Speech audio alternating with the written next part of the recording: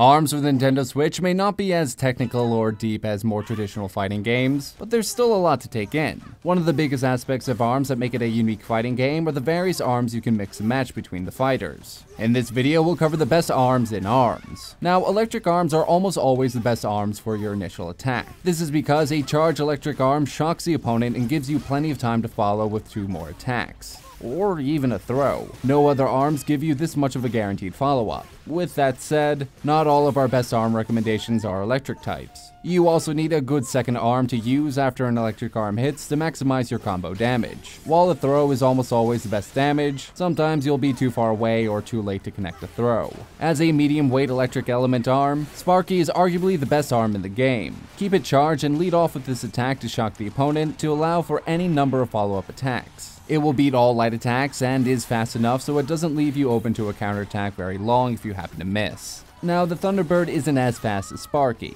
but it has much better curve ability, and it can catch opponents off guard due to the somewhat delayed attack of the bird connected to the arm. This also goes for the Phoenix if you already have an electric arm and want more damage to go with your curve, although in that instance, the Slapmander is usually a better choice. One of the most annoying arms in the game is the Slapamander. It's difficult for opponents to get away because it has a good curve arc and a large hitbox. You usually want the Slapamander over the Slamamander for the extra damage when charged, but both can be effective.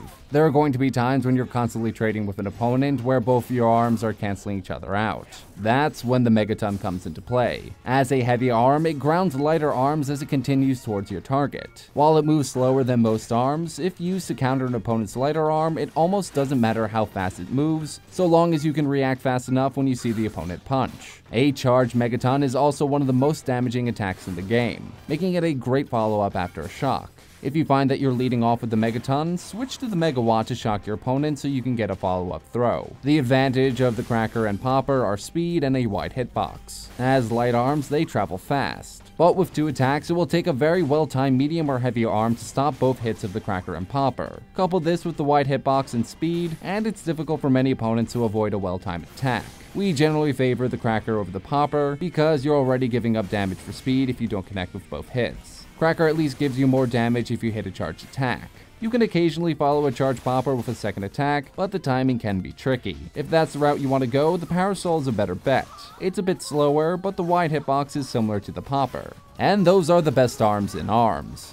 And that's it for our video. If you enjoyed what you saw, be sure to like and subscribe. Check our description for more ARMS content. Come back every weekday for another Prima 365. And for more content like this, be sure to head over to primagames.com.